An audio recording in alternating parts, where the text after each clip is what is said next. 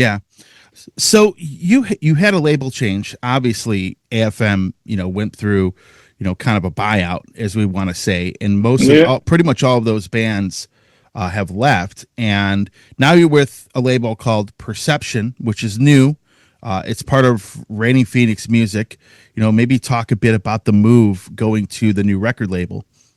Well, I mean, for me, I could have looked for a different new label. I mean, why I was landed with a Perception label or Raining Phoenix is that the people I work with at AFM, which is mainly Jochen Richter and Nils Vasco, they all went to Raining Phoenix, and they are now running this Perception label. So it's based. So only the name has changed, but the people I work with are basically the same. And since I felt very good handled, so to speak, at AFM with those guys. For me, also the offer was good, and so there was no need for me to go look for something else. So Yeah.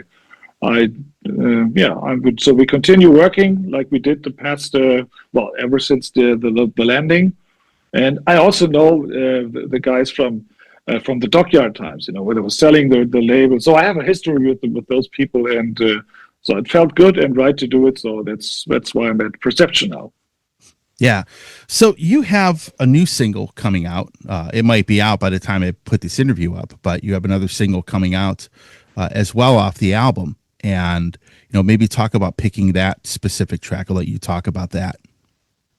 Yeah, I mean, that's this track. It's taken from the Condition Red album, Walls of Fire. And it's a great song. It's also a great song on Condition Red. But since there's so many other really great and awesome songs on Condition Red. I mean, there's Titans, there's Ironbound, there's Paradise, there's Mindfeeder, blah, blah, blah, and so on. Protector, all that. And so Walls of Fire always was a little bit in the shade of those monsters, so to speak, Yeah. And now that it's been taking off the shade from all those iconic Condition Red songs, it started to have its own life, let me put it like this, and I always loved this song, and but now that it's out of the Condition Red context, it's even better for me, and I think it's a very strong song. It has it's a really powerful song. Actually, we're already thinking of putting it into our live set, because it also would be great to perform this one live. Yeah, so that's why we picked Walls of Fire as the second single. Any of these tracks, did your opinion, you look back at creating these albums, and it's interesting to look back almost 3 decades of creating this stuff, but did your opinion change on some of these songs so many years later when you went back and re-recorded them? Like, were there a lot of songs that, you would have looked back and said, yeah, that song was okay, but then you go and redo it and you like the song better, and then, you mentioned A Hatchet of War, you look back, not as big of a fan of that song as you were before, but then the song you just mentioned now, you re-record it and you're like, this is more powerful, this sounds better. Was there a lot of that going on? And just over the course of these last 3 records of these Reforged albums you've done?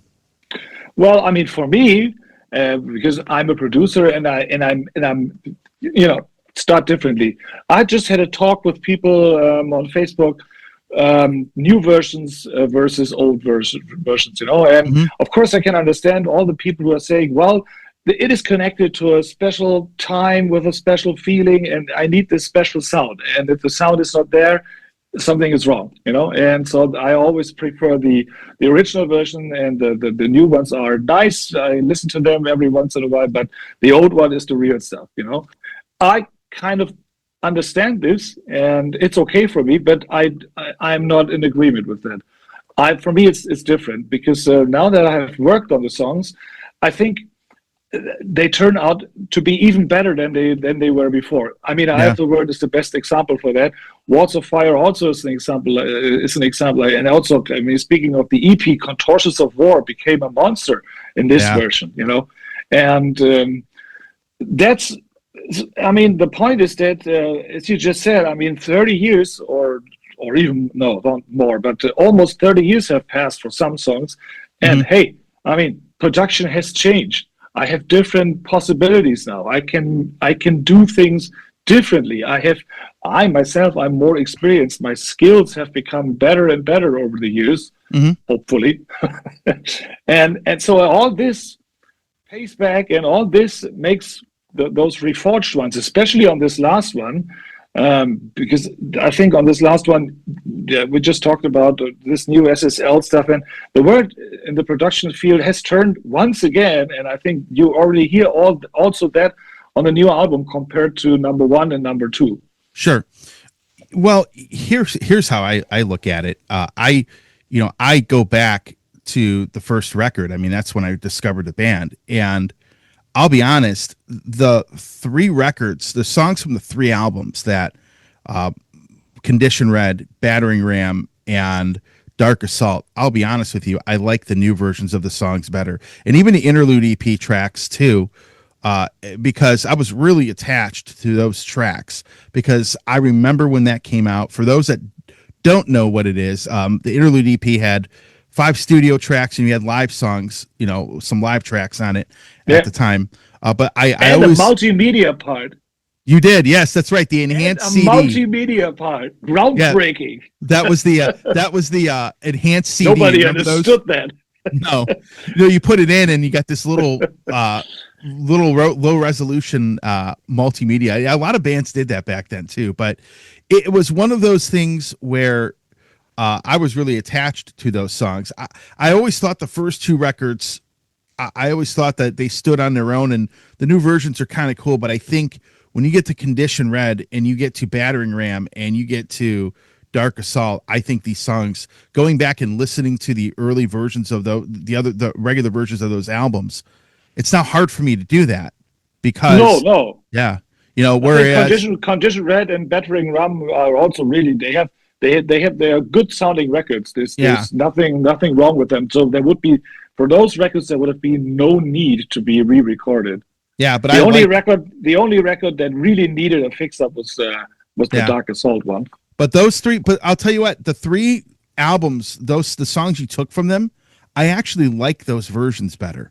It's just normally I don't like re-recorded songs. So I think with this, you not only give people that may not know much about the band you have 3 albums of all the old material where they can go check it out and get all that on 3 records. But I think a lot of these, there's little nuances and little things you hear that are just a little bit different that I think sound really cool. I mean, exactly, because that's what I meant there. I only did little corrections here and there, maybe some choir arrangements, or maybe I also changed the vocal line a little bit, because all these songs are now in the original versions. They are recorded in straight tuning. I mean, the guitars have been tuned to E straight. Now we're in D. And so some of the lyrics and some of the vocal lines were a little bit too low for me, actually. And so I decided to change that, to bring that to the next voice, raise it by a third or so, and bring it up a little bit. So that is a small change here and there, of course. And because of that, everything being one completely toned down, I was also able to sing higher pitches, and also I have to say, as a vocalist, I have improved over the years. Yeah. Hey, everybody. Tony here from the Metal Command podcast. Again, I appreciate your support. Since 1998, I have hosted this show in one form or another, starting off in radio and now in the podcast format. Again, thanks for watching. And if you like what you see and hear on this show, by all means, please hit the subscribe button, hit the little bell to be notified anytime I do post a video. And if you see this program on any other form of social media, please give me a follow there. Again, I always appreciate your support.